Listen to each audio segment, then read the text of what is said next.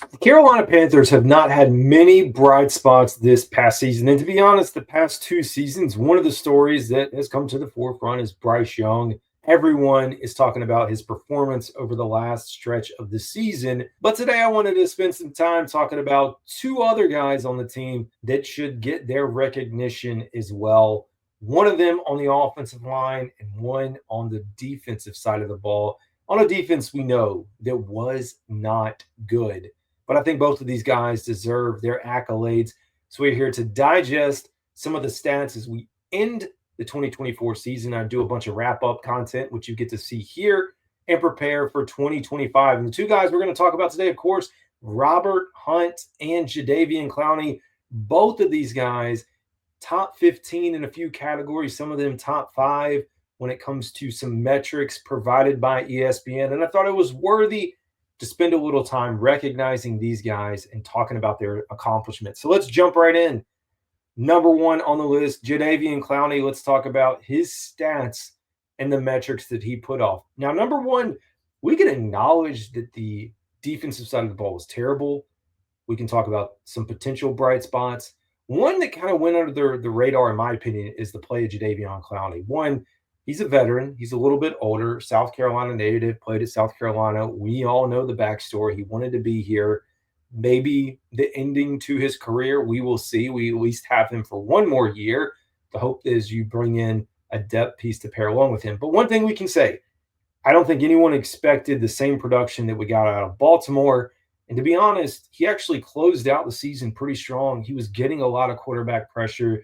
And at times it didn't feel like, he was right there on the cusp of getting to the quarterback, or maybe it was a game where he just didn't record a sack.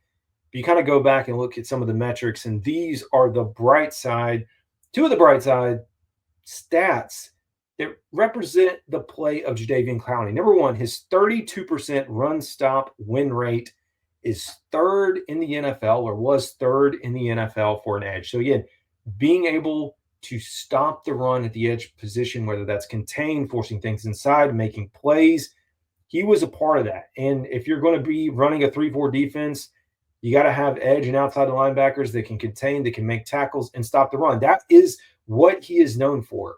When he decided to come to Carolina, a lot of people looked back and saw the very productive year that he had with Baltimore. But we had to pump the brakes and say, wait a second, that was kind of an anomaly. He's more of a run stopper. That's why he's being brought in. And sure enough, that's exactly what happened.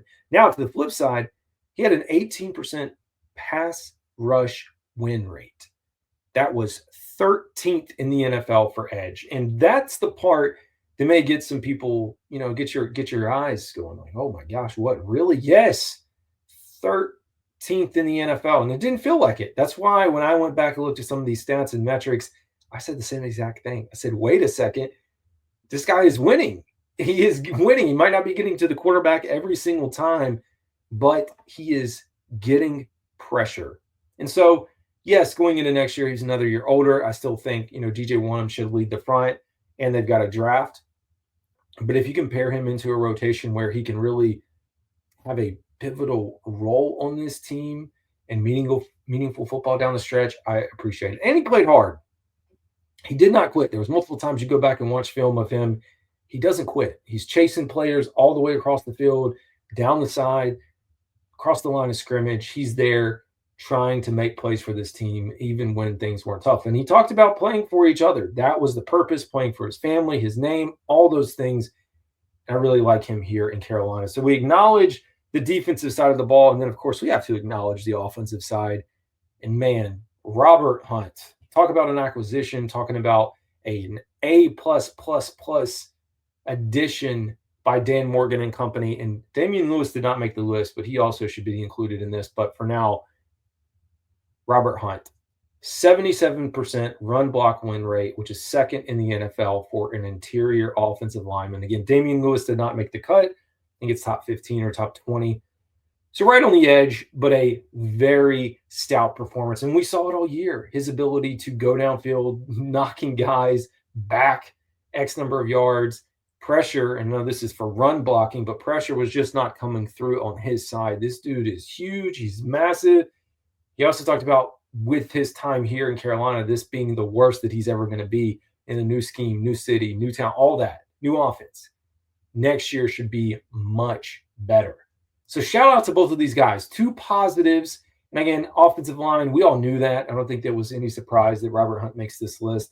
One thing I will say, I did look at pass protection on the outsides at tackles. Unfortunately, Taylor Moton and Ike Ekwonu did not make the list. But I think it's okay because it was a very good performance by the offensive line this year, and one that I think that they'll be able to build off of. So, anyways, folks, that's your stats for today. This is Carolina Dad. Y'all have a good one.